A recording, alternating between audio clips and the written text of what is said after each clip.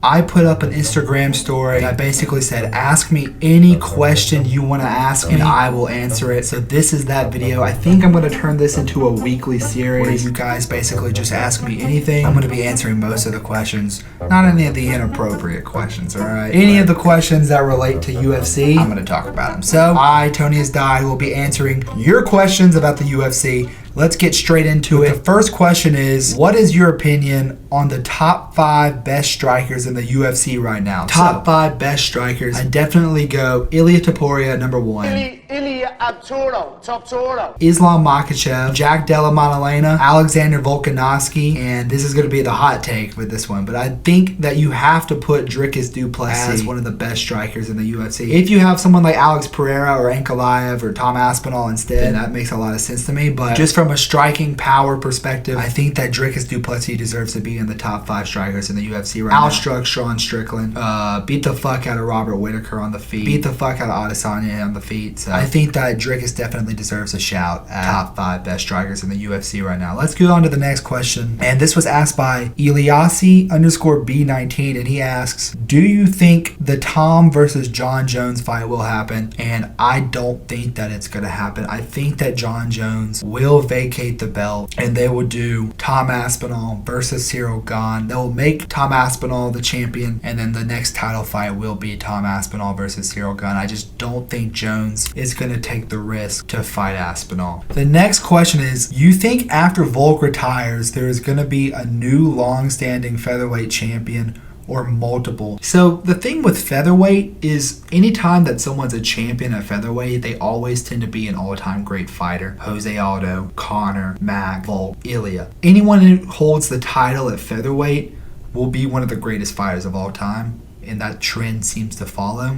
So I do think that the next one who holds the featherweight title will hold that title for a long time. And who do I think will probably end up being the champion? So this is another question that got asked. Let me see if I can find it real quick. Out of all the 4 main fighting nerds, who do I think has the best chance of becoming the champion? I honestly think that Gene Silva will be the champion, and I think he will be the one that dethrones Volkanovski for the final time. Now, to beat Alexander Volkanovski, you have to have power in your hands. We have seen that. Islam has power. Ilia has power. Max dropped Volk, but at featherweight, he has pillow hands, and that's not something that... But I think Gene Silva has the power to put up Volk. Volk will lose again at some point unless he retires after beating Movzar. But yeah, I think that Gene Silva will be the person to dethrone Volkanovski. Just based on stylistically, I think that Gene Silva has really crisp striking and he has power in his hands. So yeah, I think that Gene Silva will be the one to defeat Volkanovski. Someone said,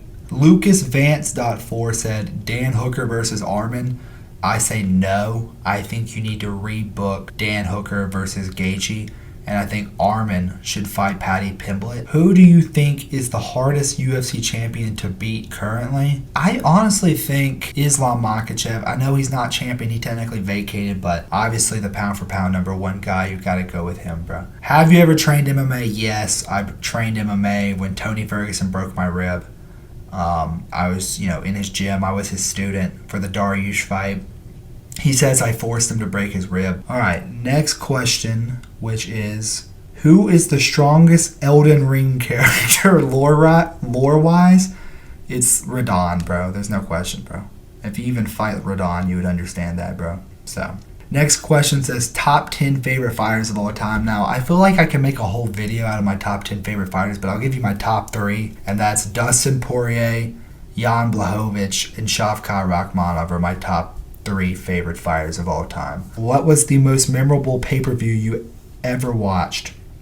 And so I think the most memorable one I watched was Yuri versus Glover, or it was UFC 295, Pereira versus Yuri, because I was actually there in person. Tony, do you think Pantoja can beat Merab? I don't think Pantoja can beat Merab, because what makes Pantoja so good at flyweight is not his technical ability, but it's his physicality over his opponents. Pantoja is such a big 125er. I think that Pantoja's physicality at 125 Like him just being bigger and being able to tank people's shots is what makes him so good. But when he goes up to 135, he loses a lot of that. I'm not saying Pantoja just sucks or anything. I just think that what makes him so great at 125 is just being a physical specimen, kind of like Dricus at 185, you know? Yeah, I don't think Pantoja could beat Merab. Which brings to another question, which was asked by Vampiric Legs. Follow him on YouTube. Who dethrones Merab? And I honestly think that Umar Nurmagomedov will be the one to defeat Merab. The first fight with Umar was very, very close, and there is an argument that you could score that fight to Umar, but I scored it for Merab. I think going into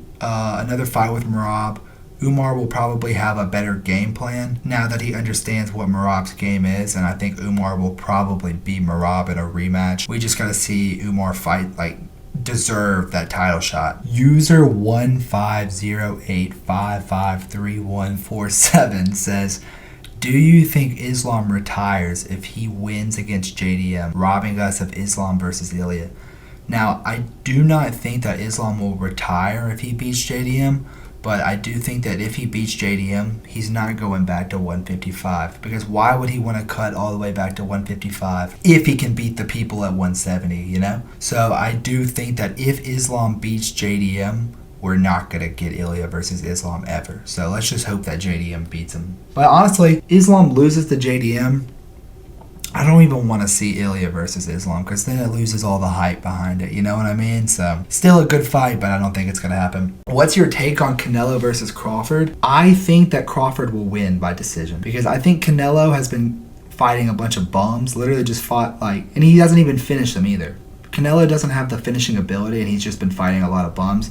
I know you can say Crawford is smaller than Canelo, but at least Crawford has been beating good people, bro. Canelo's literally just been fighting cans. And you know that's the truth as well. So I think Crawford's going to win. I know that's a hot take, but I think Crawford will win. Predict if Zabit Randleman could become champion.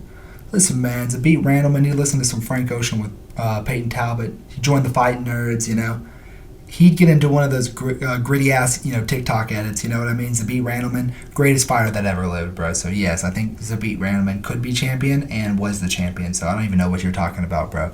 Zabit Randleman is the greatest fighter of all time.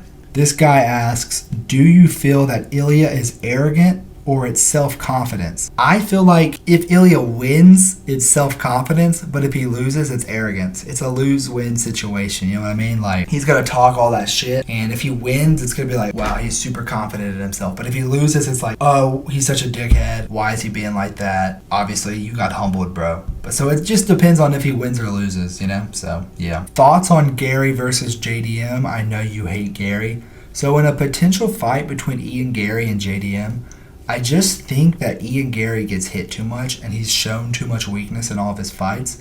I think his grappling is a little overrated just because he took Shavkat down once. People like to glaze that. He couldn't take Prates down at will. I don't think Prates has that good of takedown defense. I think JDM would probably knock Ian Garry out if I had to guess. I think his striking is just too good. 5 Francis Ngannous versus 100 toddlers. One Francis Ngannou could beat 1,000 toddlers, bro. Weird question, but there you go. Most overrated fighter, Tony Ferguson. Do you think the UFC could benefit from having fighter jerseys? Yes. Now, they sell these shorts, but people aren't wearing that in public, you know what I mean? That's why full violence is such a big thing with all these custom t-shirts, because people want to have merch for their favorite fighters. I think the UFC sells t-shirts, but they don't do a good job at marketing them. This guy asks, would you rather let Oliveira be champion again or make Ilia versus Islam?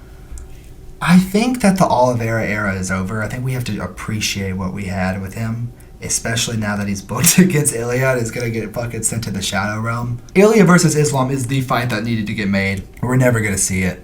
It's a shame, so yes, I'd rather them make Ilia versus Islam. That would be the greatest fight of all time. Do you think Caio Borrello has the potential to become champion? I do not. I don't think Caio... Middleweight is pretty stacked. It's one of the most stacked divisions right now. You got Dricus, Imavov, and Chimaev. I think all 3 of those people probably beat Caio. Caio was getting touched up a lot by Cannonier, who is underrated, but they're nowhere near the level of a Chimaev or a Dricus or a Imavov, in my opinion. So I don't think Caio beats any of them.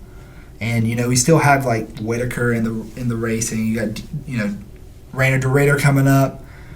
I just think Caio now that the fighting nerds have kind of lost their aura with the Protez L, I think that Kaio, I think his weakness will start to show a little bit. I don't know. I just see some chinks in his armor. And I think that some of these higher level guys could expose that. This one's by BJ Penn. And it says, "We know you're a plant by the CIA." Yes, I am a plant by the Sabotage Squad. That is all for the questionnaires. See you guys next week. Thanks so much for asking these questions. And take it easy. Like, subscribe. Peace.